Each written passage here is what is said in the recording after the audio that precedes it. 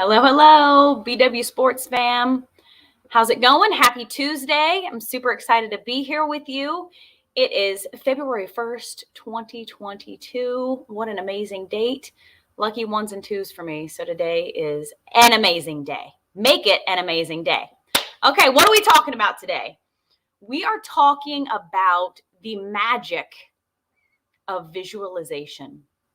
There are many professional athletes that use visualization in order to enhance their performance in whatever sport they are rocking.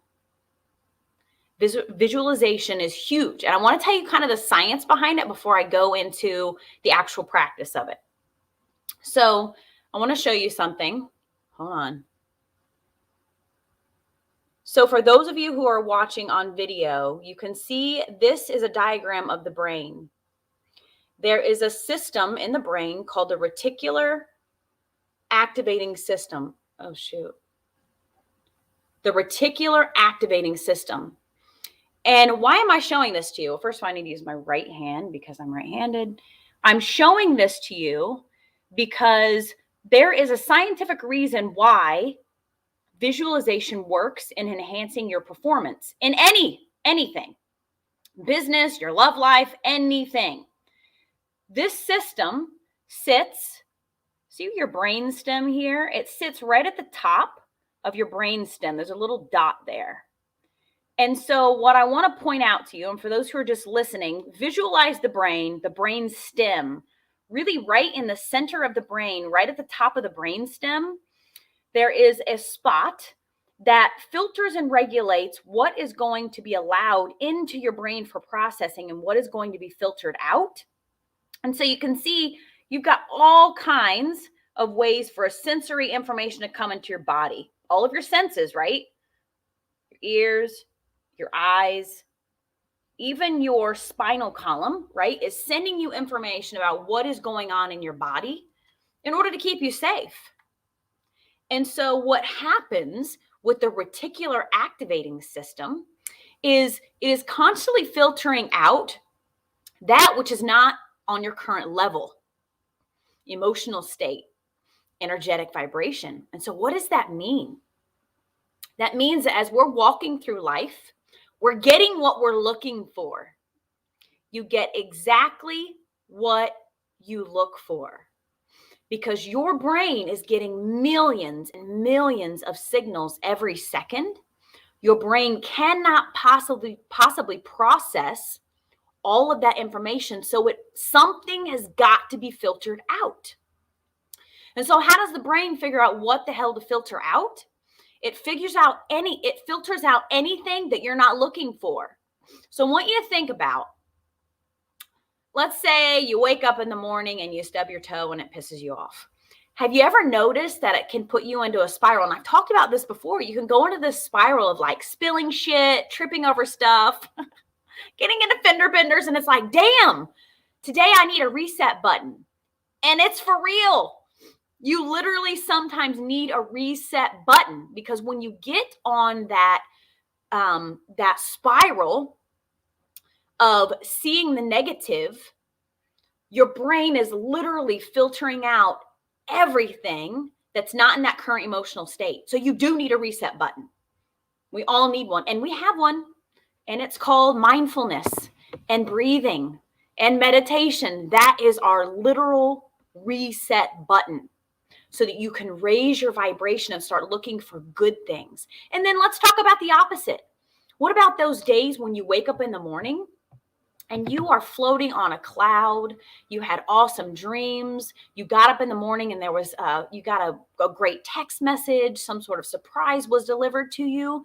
And this snowballs throughout the day because your brain is focused on the good stuff. Your brain is allowing the signals that are in a positive, high vibration, happy, emotional state. You're letting all that in. All that in. So what happens, if we want to talk about the woo-woo, which is the law of attraction, is that there is a wonderful, wonderful motivational speaker, a channel. She's amazing. Abraham Hicks is her name. Her name is actually Esther Hicks, and she channels an energy called Abraham. I'm getting woo-woo on you. Hang in with me. And what she talks about is that with the law of attraction, which means that you get what you look for. It's the reticular activating system in science. That there's something about 17 seconds that when you start focusing on something and you focus on it for 17 seconds, it compounds. And you get more and more of the same being delivered to you. And the longer you focus on either the positive or the negative, the more that is delivered to you. So law of attraction, reticular activating system. It's all science. It's all science. And that's what I love about quantum physics and neuroscience, is that all of this mystical, metaphysical stuff that we're learning, it's not just made up crap. Like, it's real. It's real, and it's proven by our human body. You know, Source, Spirit, God is so amazing. We are physically in alignment with the energetic principles of the universe. So it can all be proven, but you have to be open to it because this is relatively new science. But if you look for it, there are lots of research studies out there that will show it to you and prove it to you. Okay, so what the fuck does this have to do with sports? Well, what this has to do with sports is many things, but we're just talking about visualization today. Not a whole lot of wiggle room with your brain. Did you know that your brain does not know the difference between a thought and physical reality? I'm going to say that again. Did you know that your brain does not know the difference between a thought and physical reality? Why? Do you know why? The reason is because what happens, how your brain picks up the signals, it's very chemical. Your brain is very chemically based. And so what happens when we're thinking about something or when we're actually experiencing something, the same chemicals are being released in our brain, which is creating that reality in our brain and our body. And so the more we think about, or the more, let's say, the more we replay negative scenarios in our life, which is what a lot of people tend to do because we want to keep ourselves safe, we prepare for the worst. The more we do that, the stronger the neural connections in our brain become that fire and wire in that same way. And so if you're thinking about a negative situation in the past over and over again, you are strengthening the neural connections that process negativity. Isn't that crazy? And you're recreating the same event over and over and over again, not only in your body, but in your energetic field. And you magnetize that which you are. And you become your past. Now, that's the negative side of visualization. If we use visualization to our benefit, then we are visualizing our future, a positive future. What do we want to create for ourselves? How do we want to uplift and up-level our lives? How do we want to win the championship? And so when you are visualizing a win, visualizing a positive event, you are calling it into your life. And so how is this scientific? Not only are you calling it in energetically, because in the quantum field, and this is science, you're calling together the electrons to create that actual experience for you, but you're also using the reticular activating system in your brain to your benefit. Because what happens, let's say, for instance, with a fight. You've got a fighter who is playing over and over in his mind the win. How is he going to win? He's creating the scenario in his brain and he's playing it over and over again. So he's strengthening the neural connections that are going to help create that situation. How? Because your reticular activating system is going to filter out that which is not serving you. And so if you're thinking about the win and you're strategizing the win in your mind, when you go into the rink, it's called a rink, right? When you go in there to have that fight, your brain is looking for that strategy.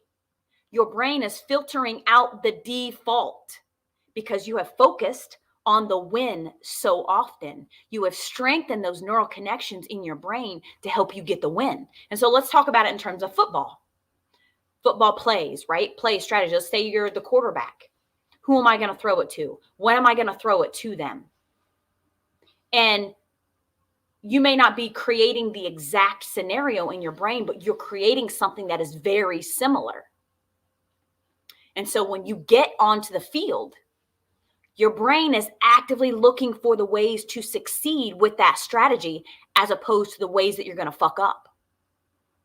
And so this is why when my kids come off of the ice or out of the rink in a horse show or whatever, when they come off, when they come out of that sport, of that interaction, of that game, of that match, whatever, the first thing we talk about is what went right. Because there's plenty of time to talk about what went wrong. And Lord knows in life in general, we spend plenty of time talking about what went right. The first thing you do is you activate the reticular activating system when they walk off of that game, walk out of that game, out of that match, and you say, what went right? Boom.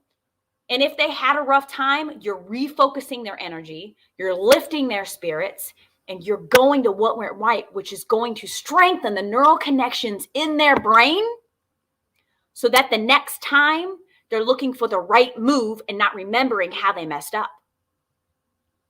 This is science. Our brains are neuroplastic, always changing, always rewiring, always molding, always refreshing. The older you get, the less neuroplastic your brain becomes, but there's still a lot of change that's available, a lot of change. And that's a shift in science as well. We used to believe you get to a certain age and you're fucked. There's no more change, but that's not true. Your brain is always neuroplastic until the day you die. You can always rewire your brain no matter how old you are, but kids are super, super pliable. And that's why it's so important to be so mindful of the way that we're interacting with our kids around school, around sports, around everything. But sports can be such a foundational, fundamental way for us to support our kids in their self-esteem, in their personal growth, and just in their ability in general. And so it's so, so important that we're intentional about the way we're interacting with them about sports. So important. And it's really interesting too when you think about the collective energy. Have you ever thought about the collective energy that is present at a sporting event? Have you ever thought about how the crowd shifts the outcome for the players? Because we have players who are super well trained in mindfulness, right? But then we have other players who are very emotional and very controlled by their external environment, which really is probably most of the population. I know there's a lot more work being done with athletes and mindfulness, which is huge and absolutely amazing. But think about it. When a sports team, so let's use basketball for an example. When you're, in the facility and, things start going wrong for your team, what happens? It depends on the place, right? We have fair weather fans, and then we have super diehard fans, depending on like who the team is, right? Where they are. But it is amazing. If we could just take an energetic picture, which someday will happen, of the literal energies that we can't see playing out in that space and how it actually shifts the outcome of the game. Because boy, you can get in that spiral. You can get in that downward spiral where someone makes a mistake and then all faith is lost. And then people start leaving early and then the energy's totally screwed. Right? And then too, as the audience, not only as a player, but as the audience, this system in your brain, the RAS for short, RAS, when you're watching the game, are you looking for what's going right or are you looking for what's going wrong? It has a lot to do with the momentum of the game, right? And so I would encourage you, and again, this is never a judgment. This is just bringing awareness to it. And I can always use work as a parent, right? So I'm always speaking to myself. But what are you saying to your kids when they don't get the win and they approach you? What's your first reaction? I have a feeling most of us are pretty positive, because usually when your kid comes off with a loss, they walk out, maybe their head is down, they're kind of disappointed. And your goal is really to shift that energy, because there's always a win, right? Even if it's not the score, there's always a win. There's always a lesson. There's always a learning experience. And so for me, I always say, what went right? That's my first focus. What went right? Tell me 3 things that went right out there. How did you do well? How did your team do well? And it's amazing how it shifts their whole demeanor. Their entire energy field is shifted by that one question. And sometimes I have to really leech it out of them, right? I got to push them sometimes because they really want to sit in the disappointment. It shifts immediately. And if we could just see how we're shifting the future in doing that, it's amazing. And we're actually even shifting the genetic structure of our bodies when we're focusing on the positive. This is the study of epigenetics. This is another scientific field. You know, in the past, they used to fully believe that you were damned by your genes, right? That if you have a huge history in your family of heart attack, that no matter what you do, you're going to have a heart attack because it's in your genes. Well, that is true, but we now know that your genes can be manipulated by your environment. And so it has even more to do with your internal environment than your external environment. I'm not just talking about your diet. I'm talking about your energetic focus. Are you a positive person for the most part, or are you a negative person for the most part? Are you stressed out all the time? Do you find ways to cope with your stress? Because we live in a stressful world. Every time you shift your energy, you shift your mood with intention, you're changing your genetic code. That's powerful. It's science. It's epigenetics. I'm not making this shit up, I swear. Every time your kid comes out of an event and you refocus them, you're changing their body at a core cellular level, at the deepest level, the most microscopic level. Everything we be, do, and say matters. Everything. And you matter. There's no one like you. There's no one like me. And if there's anything that you see in my message or in me that you think is cool, you only see it because it's in you. RAS, Reticular Activating System. Look it up. It's super cool. If you see it in me, it's because you're looking for it. If you see it in me, it's because it's in you. So if you have a message to share with the world, don't wait. Now is the time. You may think that Bob, Joe, and Jan are doing the same damn thing, so why should you? But that's not true. because you have a unique frequency and a unique flavor to bring to it. And your people aren't looking for them. They're looking for you. So keep showing up. Focus on your vibration. Be intentional. Share your message. And blow up. I like it. All right. Okay. Have an absolutely phenomenal Tuesday. Thank you for sharing space and time with me. I love you so much. You are unique. You're amazing. There's no one like you. So keep showing up and share your message with the world.